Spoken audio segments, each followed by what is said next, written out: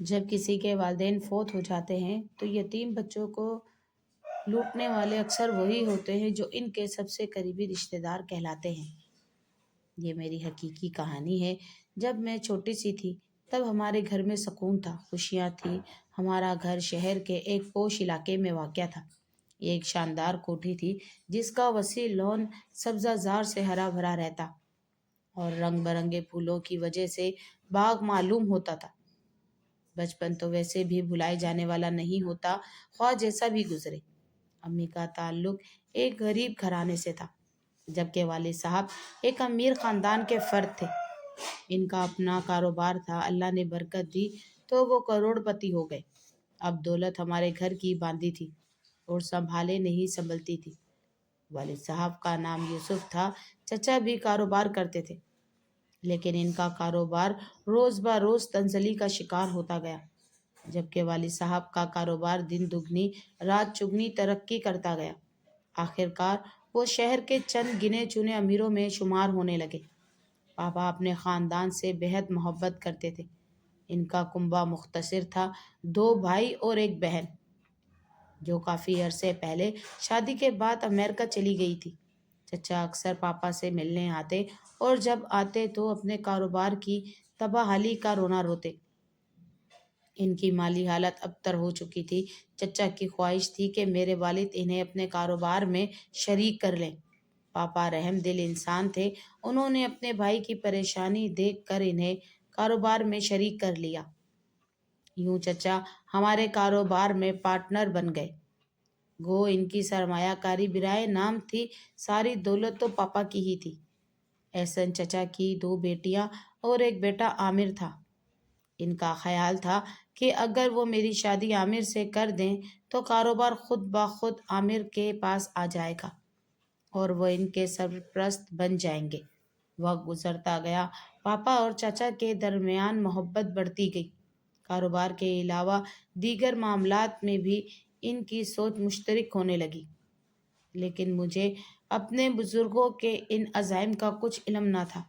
خدا کا کرنا ایسا ہوا کہ اجل نے پاپا کو جلد آ لیا اور میں اور امی اس دنیا میں تنہا رہ گئے۔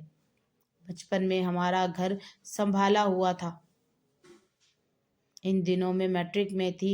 اس وقت عامر نے میرا بہت ساتھ دیا، ورنہ شاید میں امتحان بھی نہ دے پاتی۔ ملازمہ اماں زبیدہ میرا بہت خیال رکھتی تھی۔ وہ پچھلے 15 سال سے ہمارے ساتھ تھی اور ہمیں گھر کے فرد کی طرح عزیز تھی۔ انہوں نے مجھے بچپن سے سنبھالا اور ماں جیسی محبت دی۔ پچھلے 1 سال تک چچا اور چچی ہم سے اچھا برتاؤ کرتے رہے، لیکن پھر ان کی نیت میں فتور آنے لگا۔ میں آگے تعلیم حاصل کرنا چاہتی تھی، لیکن چچا نہیں چاہتے تھے کہ میں مزید پڑھوں۔ چنانچہ انہوں نے مجھے کالج میں داخلہ لینے سے روک دیا، جبکہ عامر کو اعلیٰ تعلیم کے لیے برطانیہ بھجوا دیا گیا۔ یہ حقیقت ہے، جو نوجوان بیرون ملک چلے جاتے ہیں وہ اکثر وہیں کے ہو کر رہ جاتے ہیں۔ ان کے سامنے ایک نئی دنیا ہوتی ہے اور اگر وہاں ان کے مقاصد پورے ہو جائیں تو وہ واپس پلٹ کر آنے کا نام نہیں لیتے۔ کم سے کم ہمارا تو یہی تجربہ رہا۔ امی میری فکر میں دن بدن بیمار ہوتی گئیں۔ انہیں ہر وقت یہ خیال ستاتا، اگر وہ نہ رہیں تو میرا کیا بنے گا۔ بے شک میں اکلوتی وارث ہونے کے ناطے پاپا کی تمام جائیداد کی مالک تھی، لیکن اس وقت کاروبار اور جائیداد کی نگرانی چچا کے ہاتھ میں تھی۔ رفتہ رفتہ چچا اور چچی کا رویہ ہم سے بدلنے لگا۔ چچی میری ماں کے ساتھ اچھا سلوک نہیں کر رہی تھی۔ ان کا باقاعدہ علاج نہیں کروایا جا رہا تھا اور جان بوجھ کر غفلت برتی جا رہی تھی۔ امی جان چکی تھی کہ چچا اور چچی ان کے مرحوم شوہر کی دولت اور جائیداد پر قبضہ جمانے کا منصوبہ بنا چکے ہیں۔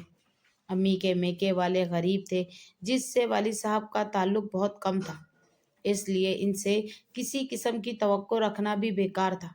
میں کم سن تھی، اپنوں کے ارادوں سے بے خبر تھی، لیکن جب ہماری ملازمہ زبیدہ اماں کو بھی یہ احساس ہو گیا کہ چچا چچی کے ارادے نیک نہیں ہیں تو وہ اور زیادہ ہمارا خیال رکھنے لگی۔ وہ چاہتی تھی کہ جو دوائیاں چچی امی کو کھلاتی تھیں وہ اماں زبیدہ خود اپنے ہاتھوں سے دیں، مگر چچی نے دوائیوں کے قریب بھی نہیں آنے دیتی تھی۔ ان دواؤں کے استعمال سے میری ماں کی حالت روز بہ روز خراب ہوتی جا رہی تھی۔ زبیدہ اماں چچی سے کہتی، بیگم صاحبہ دوائیں بدلوا لے، کسی اور ڈاکٹر کو دکھا لے، اس علاج سے تو بیگم صاحبہ کی صحت اور بھی بگڑتی جا رہی ہے۔ مگر وہ غصے سے کہتی، تم چپ رہو، جس بات کا پتہ نہ ہو اس میں بولنے کی ضرورت نہیں۔ یوں وہ انہیں ڈانٹ کر خاموش کروا دیتی۔ چچی رات کو بھی امی کے پاس سوتی، خود اپنے ہاتھوں سے دوا کھلاتی، لیکن کسی ماہر ڈاکٹر کو دکھانے کا کبھی نہ سوچتی۔ نتیجہ یہ نکلا کہ میری ماں 2 ماہ کے اندر اندر تیزی سے گھل کر دنیا سے رخصت ہو گئی۔ ان دنوں مجھے انہوں نے اماں کی بہن کے گھر بھیج دیا، یہ کہہ کر کہ ماں کی حالت دیکھ کر روتی ہے تو ماں بھی رونے لگتی ہے۔ میں وہاں جانا نہیں چاہتی تھی، لیکن چچا کی وجہ سے ان کا حکم ماننے پر مجبور تھی، کیونکہ ہم ان کے رحم و کرم پر تھے۔ مرنے سے پہلے میری ماں نے اماں زبیدہ سے کہا، مجھے شک ہے کہ دیورانی مجھے غلط دوا دے رہی ہے۔ جب دوا اندر جاتی ہے تو کلیجہ منہ کو آتا ہے۔ یہ مجھے کوئی ایسی چیز دے رہی ہے جس کا زہر آہستہ آہستہ اثر کر رہا ہے۔ خدا جانے اماں کو یہ کیسے احساس ہوا۔ بہرحال یہ شک درست تھا یا نہیں میں کچھ کہہ نہیں سکتی، لیکن یہ حقیقت ہے کہ میری ماں جو پہلے اچھی بھلی صحت مند تھی، اچانک دنیا سے رخصت ہو گئی۔ جتنا قہر میرے دل پر ٹوٹا خدا کسی پر نہ لائے۔ ایک گھر میں پلنے والی گڑیا جیسی بچی حالت کے بے رحم تھپڑوں سے ٹوٹ گئی تھی۔ ابھی میری عمر صرف 16 برس تھی کہ میں یکدم ایک سمجھدار لڑکی میں بدل گئی، جس کے اپنے ہی اس کے جانی دشمن بن چکے تھے، اور اسے انہی کے بیچ رہنا بھی تھا۔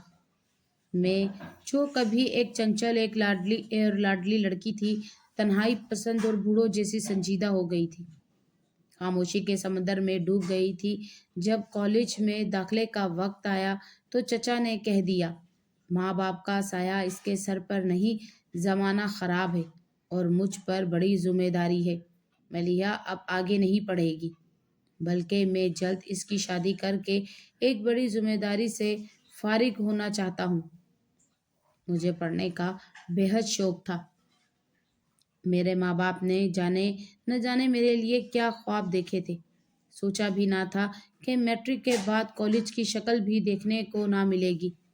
اس ظلم پر صبر آتا ہی نہیں تھا۔ روتے روتے ہلکان ہو جاتی تھی، پھر اماں زبیدہ کے کوارٹر میں جا بیٹھتی اور جی بھر کے روتی۔ چچی بھی یہی چاہتی تھی کہ میں ان کی آنکھوں سے دور رہوں۔ انہیں میرے ملازموں کے کوارٹر میں بیٹھنے پر کوئی اعتراض نہیں تھا۔ اس کی ایک بڑی وجہ یہ تھی کہ جب بھی ان کی بیٹیوں کے لیے اچھے رشتے آتے تو رشتے لانے والے مجھے پسند کر لیتے، اور یہ بات چچی کو سخت ناگوار گزرتی۔ وہ چاہتی تھی کہ جب بھی کوئی ان کی بیٹی کو دیکھنے آئے تو وہ سامنے نہ آئے۔ ایک دن میں نے چچی کو چچا سے کہتے سنا، کہا، حسن اپنی بھتیجی کا بندوبست کرو، اس کی وجہ سے میری بچیوں کے رشتے نہیں ہو رہے۔ یہ سامنے آ جاتی ہے تو دیکھنے والوں کی نظریں اس کے چہرے پر ٹھہر جاتی ہیں۔ عثمان میرا دوست ہے، اس کی بیوی فوت ہو چکی ہے، یہ ایک اعلیٰ عہدے پر رہا ہے، عمر کچھ زیادہ ہے مگر مالدار ہے، اسے دوسری شادی کی ضرورت ہے۔ اگر نوعمر لڑکی مل جائے تو خوش ہوگا، کیونکہ اس کی کوئی اولاد نہیں اور وہ اولاد کا خواہش مند ہے۔ اگر یہ رشتہ ہو جائے تو میرے سر سے ایک اور بوجھ اتر جائے گا۔ چچی کی بات سن کر میں گویا سوچ کے سمندر میں ڈوب گئی۔ یا اللہ، اب میرے ساتھ کیا ہونے والا ہے؟ کیا چچا واقعی مجھے اپنے سے دگنی عمر کے شخص سے بیاہ دیں گے؟ یہ سوچ کر میں ادمویسی ہو گئی۔ میں نے یہ بات اماں زبیدہ کو بتائی تو وہ بھی فکر مند ہو گئی۔ بولی کہ ایک ہی راستہ ہے، اگر تمہاری پھپھو سے رابطہ ہو جائے تو شاید وہی احسن میاں کو روک سکے۔ میں نے کہا، میں کیسے ان سے رابطہ کروں؟ وہ تو امی اور پاپا کی وفات پر بھی نہیں آئی۔ میرے پاس نہ ان کا پتہ ہے اور نہ فون نمبر، اور چچا تو ہمیں ان کا نمبر کبھی نہیں دیں گے۔ عامر نے بھی امریکہ جا کر شادی کر لی تھی، اب اس کا آسرا بھی نہیں رہا تھا۔ ہم انہی سوچوں میں گم تھے کہ ایک دن چچا نے عثمان صاحب کو دعوت پر بلا لیا۔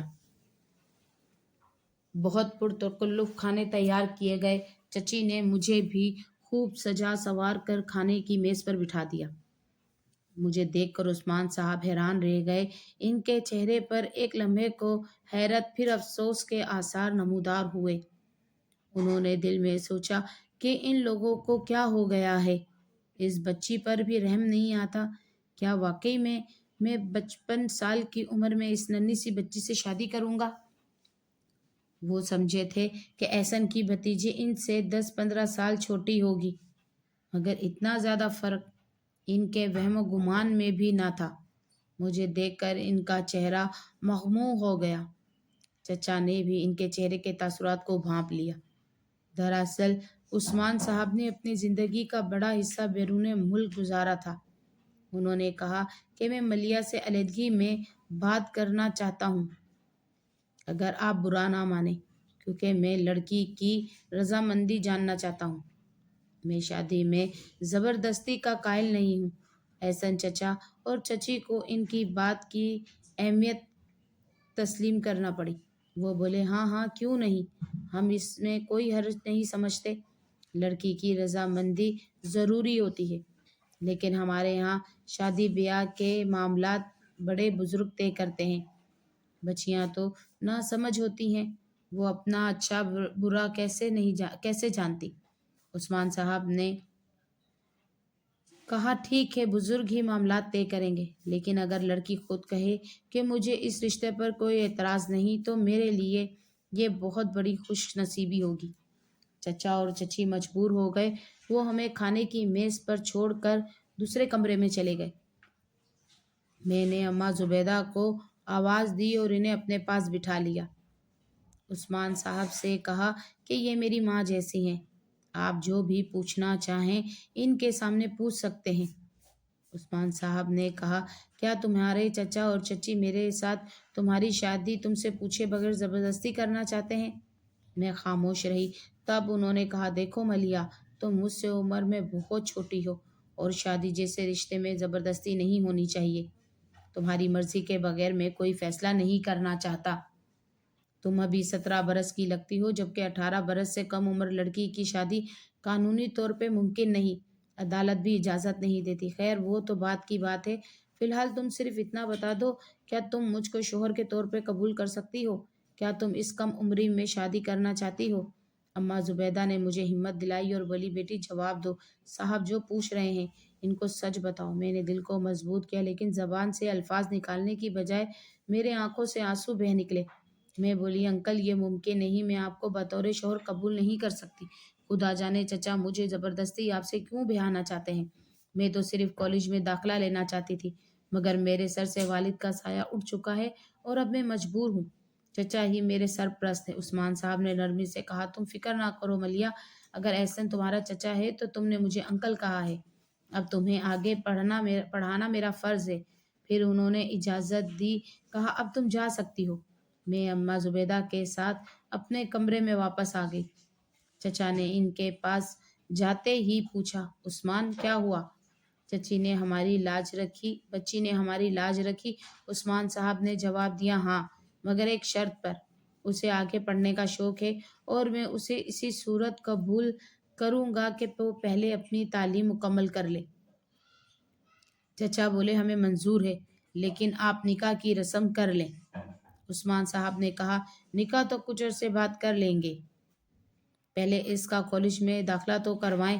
وہ آرٹس پڑھنا چاہتی ہے جو اس شہر کے کسی کالج میں دستیاب نہیں، اس کے لیے لاہور کے آرٹس کالج میں داخلہ لینا پڑے گا۔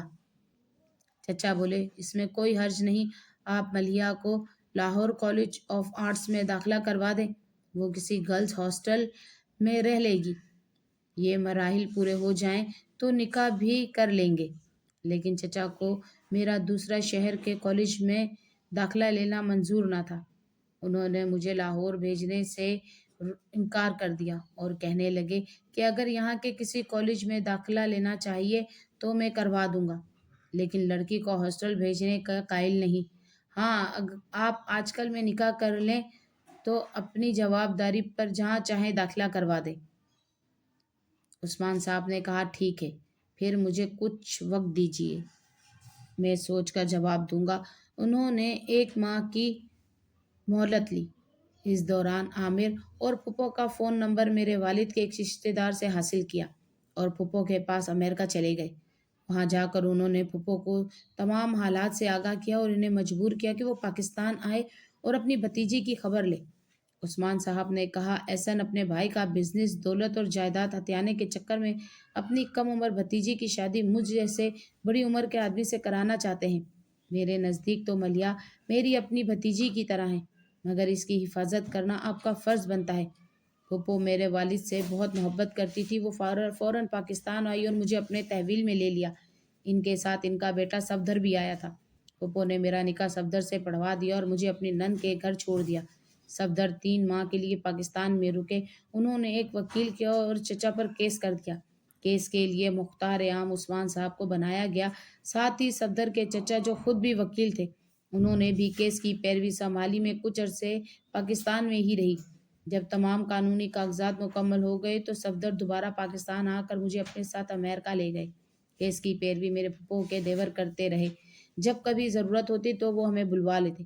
کافی عرصہ کیس چلا، بالآخر میرا اور پھپھو کا حق ہمیں مل گیا اور چچا احسن کو صرف وہی ملا جو ان کا حق بنتا تھا۔ میرے والد کی کوٹھی بھی ہمیں واپس مل گئی، یوں چچا کو وہ گھر خالی کرنا پڑا۔ میں عثمان انکل کی بے حد شکر گزار ہوں کہ اگر وہ رحم دلی انسان میری مدد نہ کرتے تو میرا کوئی پرسان حال نہ ہوتا۔ آج میں امریکہ میں خوش و خرم زندگی گزار رہی ہوں۔ اپنی کہانی کے ذریعے میں یہ بتانا چاہتی ہوں کہ جب کسی کے والدین فوت ہو جاتے ہیں تو یتیم بچوں کو لوٹنے والے اکثر وہی ہوتے ہیں جو ان کے سب سے قریبی رشتے دار کہلاتے ہیں۔